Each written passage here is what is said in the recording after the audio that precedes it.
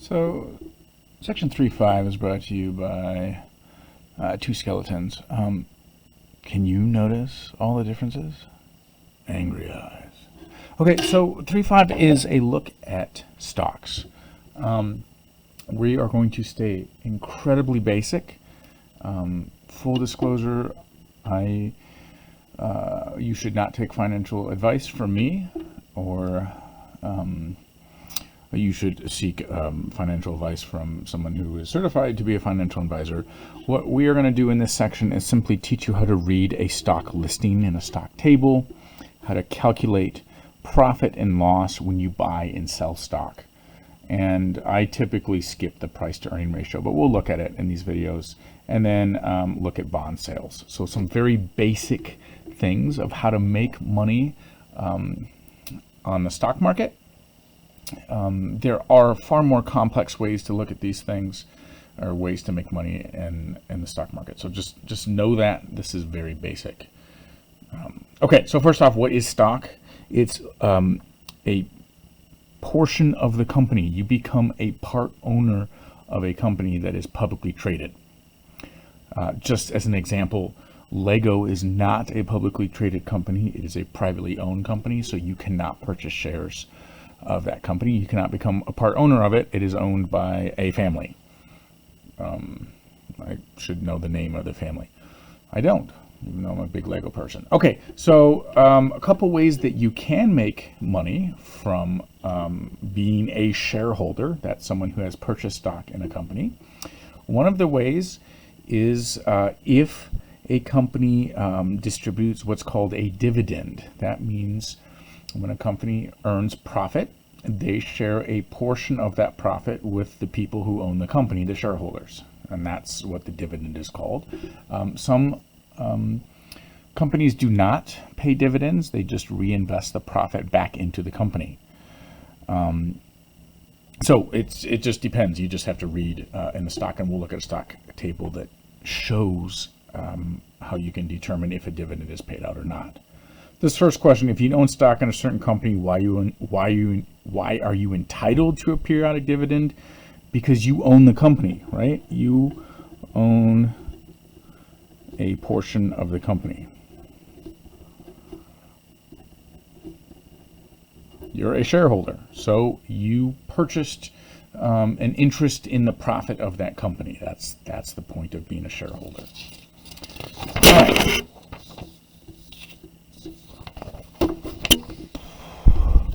Any advantages or disadvantages of buying stock in a company that pays dividends? You know what? I'm going to leave this to the financial experts. I think you should go out and do some research. I don't know that we have enough here. I know maybe one advantage is that you get profit on those shares that you own without having to sell the shares. That's a potential advantage. Maybe a disadvantage is, I can't think of one right off the top of my head. I guess maybe the company might not grow as much if you're paid dividends, but then I don't really know. And that's kind of out of my expertise. So another place that you can make money from companies is bonds. Governments issue bonds. And a bond is different than a stock in that a bond is just a company raising money. You're not becoming a shareholder or a part owner of the company. So you're being offered a certain amount of return on your investment in the money based on some general rules. Bonds tend to be safer investments than the stock, as our author points out, but you don't get as much in return. So another kind of point here is that stocks are traded on what's called a stock exchange. Back in the day, this was literally a room where people were shouting at each other. There's a famous video of Robert Downey Jr., I think, or some famous actor who went in and was filming a thing in a stock exchange. I think it was the New York Stock Exchange, and talking about these crazy people. These days, a lot of this is done online, and it's computer automated. Stockbrokers are lots of them. There are people that are literal stockbrokers that execute buying and selling of shares, but mostly this is done through online brokerage things. Commissions used to be a big thing. That's either a percentage of the amount of money you're buying or selling, or it could be a flat fee. There are lots of commission-free options these days, like Robinhood, or even many of the big ones don't charge to buy and sell stock. Okay, so let's get to a table. Here is a table. Our author dumped in this Acme United Corporation. This one is traded on the New York Stock Exchange in America. This ACU is the 3-letter stock ticker. If you searched this in Google or any other particular place, you get this company brought up. And on March 1st, 2019, this was worth $17.40. It was up 25 cents from the previous close the day before. The stock market is open 5 days a week. I believe, does it say what time it opens? I think it opens at 8 o'clock, this one, and then closes at 5 o'clock. And then there's all this stuff to read. There's this huge paragraph. I encourage you to read through it. It's bolded, all the different bits that are going on in here. I'm going to highlight a few things that are talked in here. One of the things that's interesting to me is none of these have the units listed on there. For example, previous close, this is dollars. So is this one here, this is dollars. And what these are is really, it's a unit thing. So I'll take this big one. That 1740 is $17.40 per one share.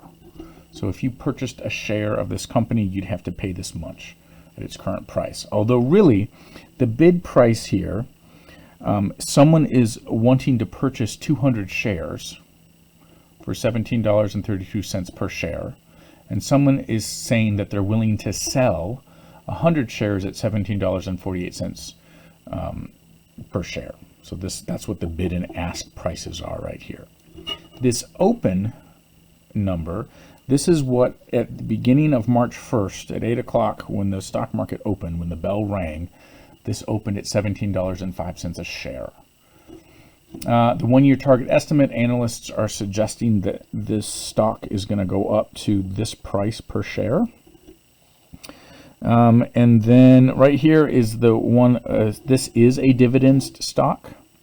The dividend that is being paid out is 48 cents per share that you own. And that's 2.8% of the current value. So if we did 0.48 divided by 1740, we'd get approximately this value. This is most likely paid quarterly when quarterly profits come out. So 3 times a year. There's 12 months in a year. Divide that by 4, you get 3. So if you had one share of the stock every quarter of a year, you'd be paid 48 cents. If you had 1,000 shares, you get 48 times 1,000, and that's how much money would be given to you. All right. The other big one that we use as a calculation is this question here on number 11. Well, I'm skipping way too far, but it's the market cap. And the market cap is buried in the descriptions here on the next page, 330. Market cap is the total value of the company. And what it is it's the number of shares that have been issued. So these are, what we mean here by issued is, another way to think about it is purchased or sold. So when the company goes public, all these shares are made available for people to buy, and someone's purchased them all. So they're issued at the current price, and that's the value of the company. So here's a look at Facebook. The current price per share is 162.28, and we're given the market cap of $463.145 billion. So if we wanted to know how many shares have been issued, we could look a little formula here. The market cap, which I'm labeling as MC, that's equal to the number of shares sold times the price per share. Price per share. And if you notice the units, the shares would cancel and we're left with dollars. This is the price per share. We don't know the number of shares. So if we solve this for number of shares, we'd get that the number of shares issued is equal to the market cap divided by the price per share. So question 11, I'm jumping right to it, says how many shares were issued by Facebook Well, we take that 463.145 billion shares, divide it by the 162.28. This is dollars per one share. And we're going to get the number of shares that were issued by this company, by Facebook. I'll scamper over to Desmos real quick, and we'll do that number. Now notice I'm not going to bother with all the zeros for billions. I'm just going to know that when I get this result, that's in billions. So this is approximately, what, 2.85 billion shares. We could put the zeros in there if we wanted to, and it would make sense, like when we're rounding, that there's lots of shares here that would be sensible to use, but why bother with that? This gives us a good indication of how many shares there were.